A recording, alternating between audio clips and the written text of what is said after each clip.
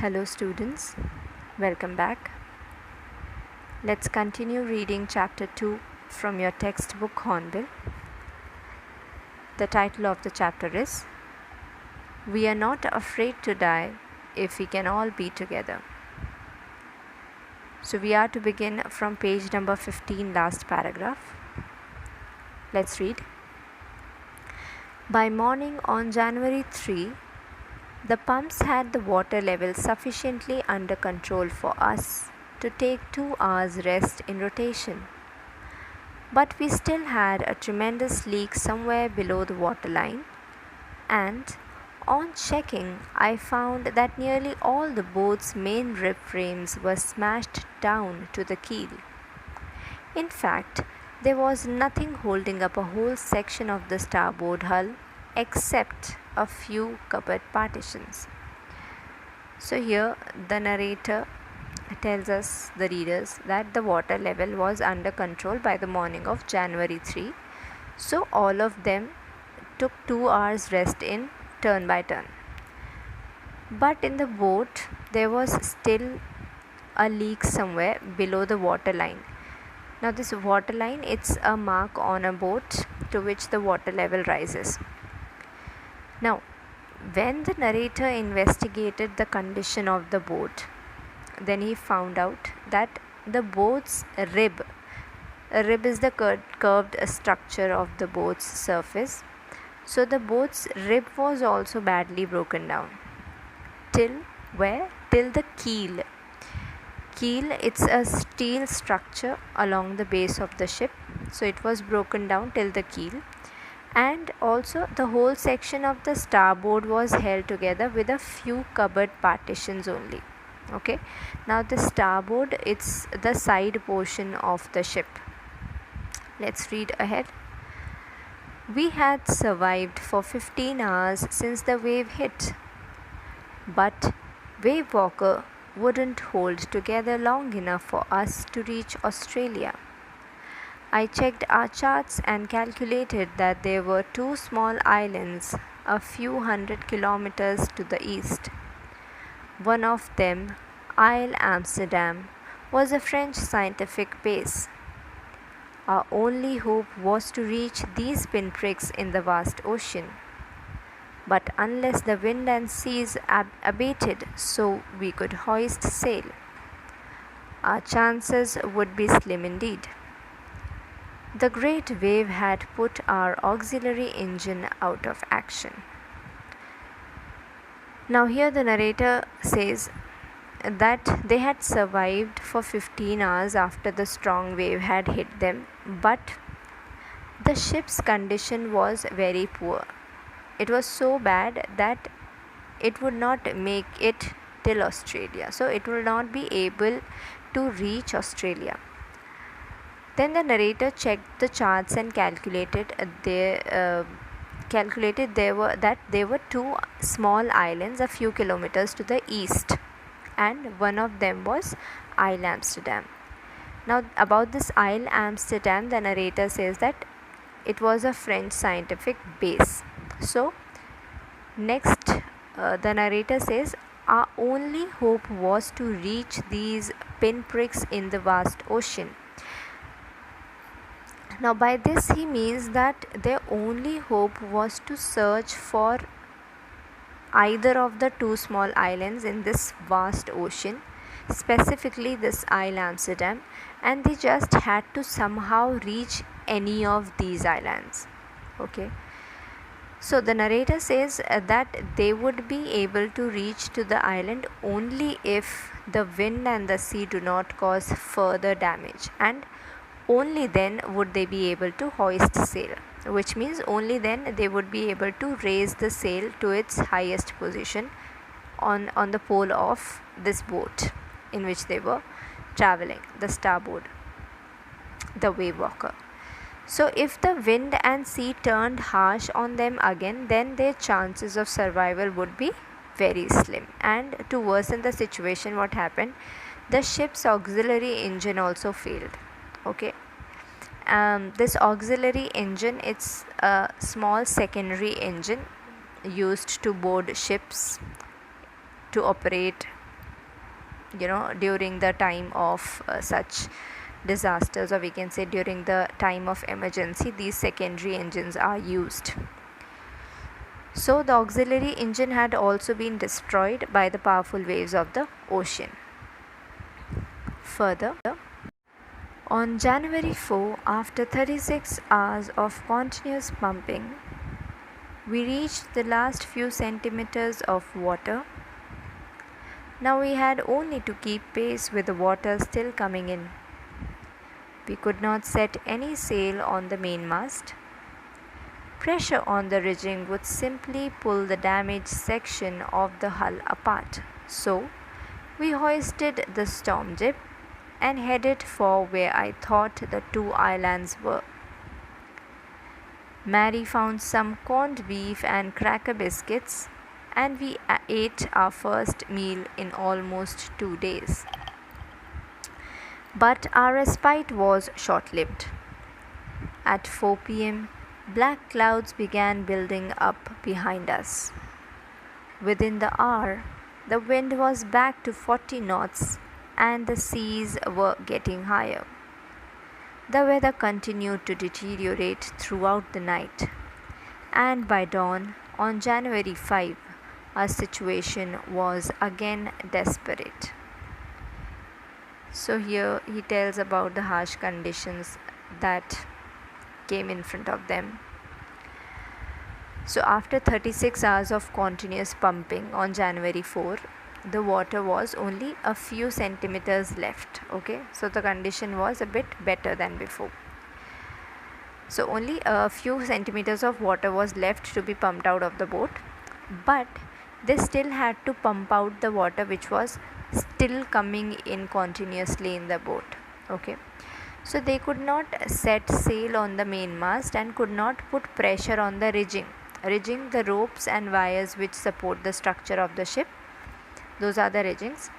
As if they did so, then because if they put the pressure on the riggings, then what would happen? If they did so, then the damaged section of the hull would fall apart. So they hoisted the storm jib and sailed towards the two small islands. Okay. Now then the narrator says that they had their first meal in 2 days, and they had some corned beef and cracker biscuits found by Mary, the wife of the narrator. Further, the narrator says that their respite was short-lived. Respite here means the rest period. So the rest period that they got was very short-lived, as the weather conditions became very unfavorable for them. What happened? Black clouds had built up around them around 4 p.m. and the speed of the wind was now 40 knots, and the sea was getting higher and higher. The sea was also rising. Also, the weather got worse, and by the early morning of January 5, the situation turned up really very, very bad for them. Okay, let us read ahead. When I went in to comfort the children, John asked, "Daddy, are we going to die?" I tried to assure him that we could make it. "But Daddy," he went on, "we aren't afraid of dying if we can all be together. You and Mummy, Sue and I." I could find no words with which to respond. But I left the children's cabin determined to fight the sea with everything I had. To protect the weakened starboard side, I decided to heave to. With the undamaged port hull facing the oncoming waves, using an impoverished sea anchor of heavy nylon rope and two 22-liter plastic barrels of paraffin. So when the narrator went to comfort his children to check out what was the condition of the children, his son asked him whether they are going to die. Now the narrator tried to assure him that they would make it, that they would be able to safeguard themselves surely. So to this his son replied that they were not afraid to die, as they all were together in this journey. Now, these words said by the narrator's son left the narrator speechless and filled the narrator with a determination to fight back. Okay. Now, he made efforts to protect the weakened starboard side, and then he decided to slow down the boat using an improvised is a weakened sea anchor made of heavy nylon rope. And again, he also used two 22 liters plastic barrels of kerosene. Further, that evening, Mary and I sat holding hands as the motion of the ship brought more and more water in through the broken planks. We both felt the end was very near. So, that same evening, the narrator and his wife sat holding hands as the motion of the ship brought more and more water in the boat through the broken parts of the boat, and they believed that their end was very much near. Further, but Wave Walker rode out the storm, and by the morning of January 6, with the wind easing, I tried to get a reading on the sextant. Back in the chart room, I worked on wind speeds, changes of course, drift and current in an effort to calculate our position. The best I could determine was that we were somewhere 150,000 kilometers of ocean looking for a 65-kilometer wide island. So here we get to know that the Wave Walker made it through the storm, and by the morning of January 6, the narrator tried to get reading on the sextant. Sextant is an instrument used for taking altitudes, for knowing altitudes and navigation, everything.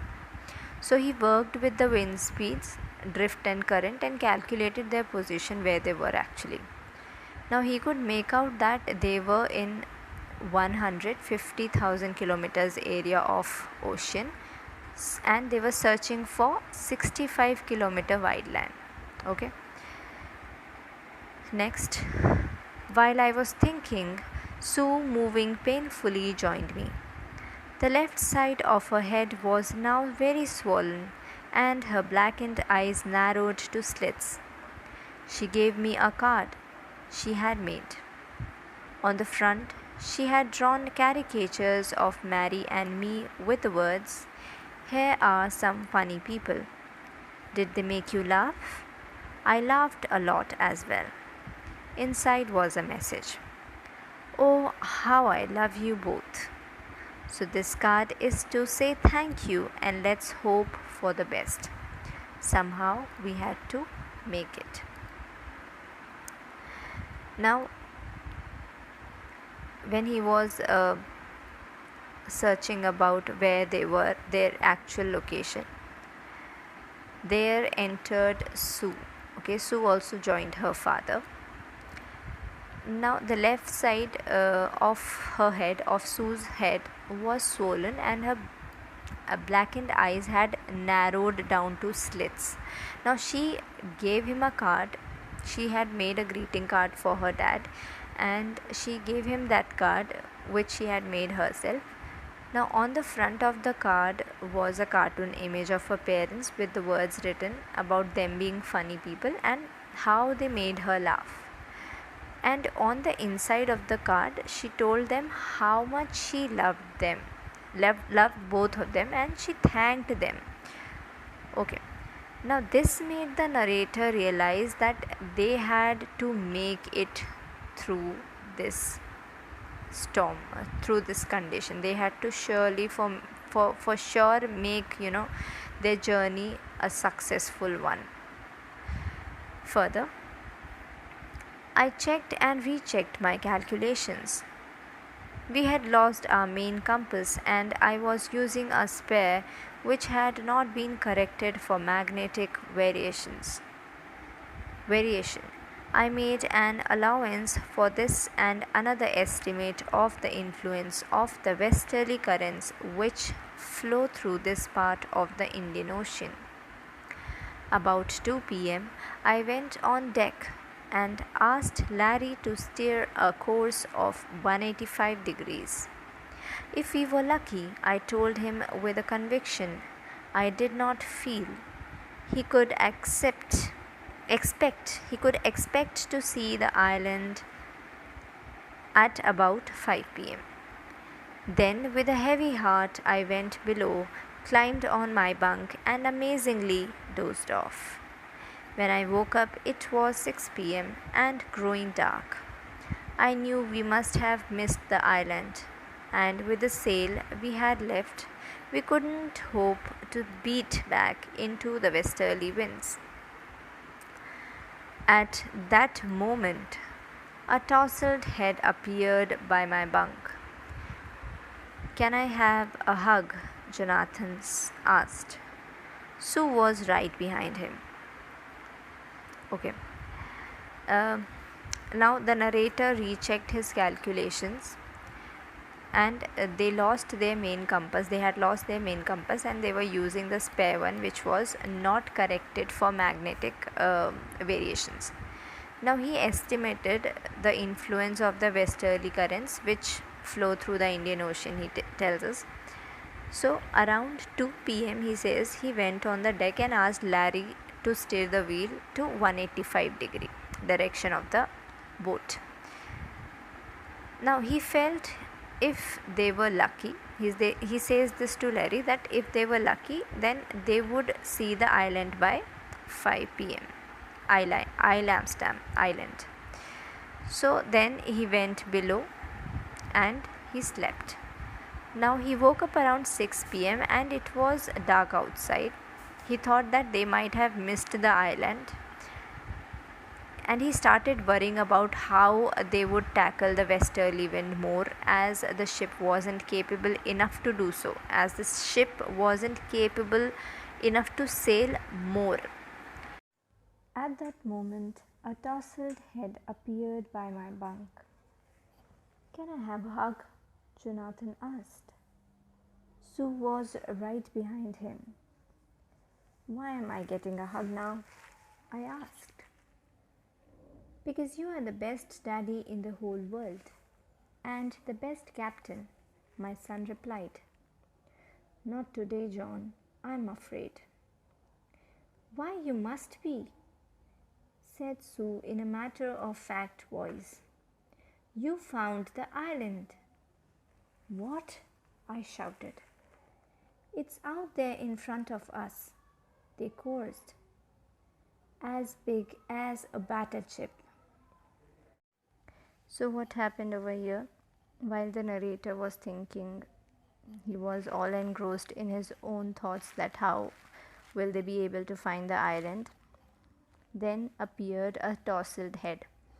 Tousled head here means head with disarranged hair, with unkempt hair. So a tousled head appeared by the narrator's bunk, and it was his son. So his son came and asked him for a hug, and his daughter also followed her brother. She was right behind Jonathan.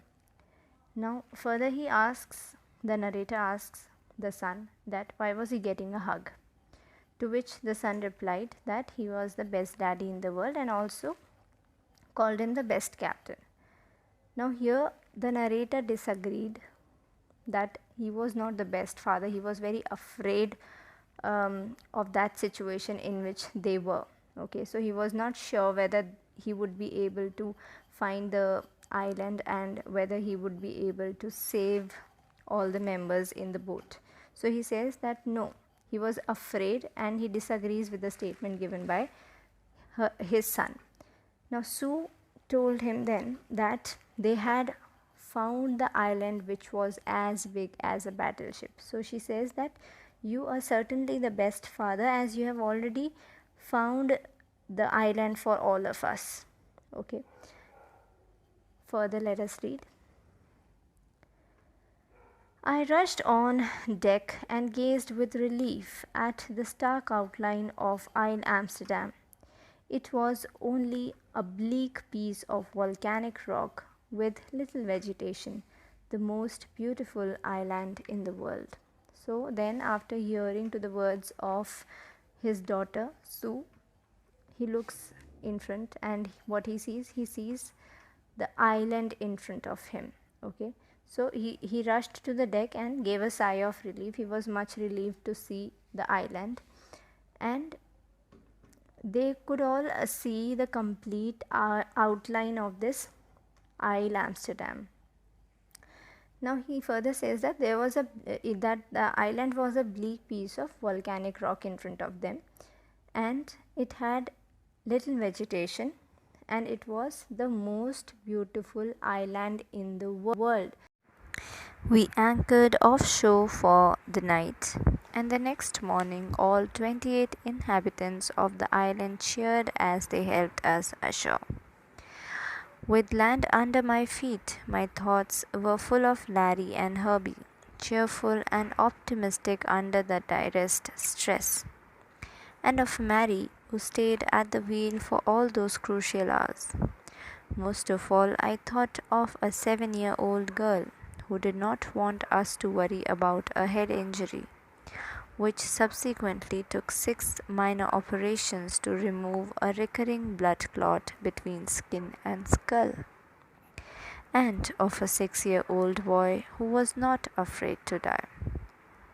So the narrator tells the readers over here that they tied up their ship at some distance from the shore, and the next morning the 28 inhabitants of the Amsterdam island, they cheered them up and helped them to move on the shore of the land. Now, as the narrator felt the land below his feet, he thought of his crewmen Larry and Herbie, who were always cheerful and optimistic about the journey and every duty that they did. And also he thinks about his wife, who supported him throughout the journey and stayed at the wheel and handled the ship in its very crucial hours.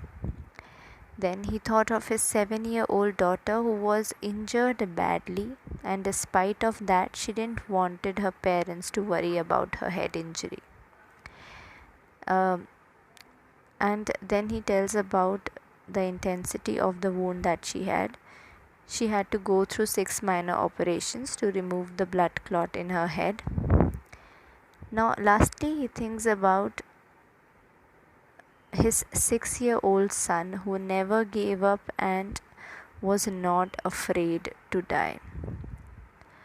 So, what do we learn from this story? We learn that optimism, positivity, and courage, it helps us to tide over all the difficulties that we face throughout our life. So this is it about the chapter.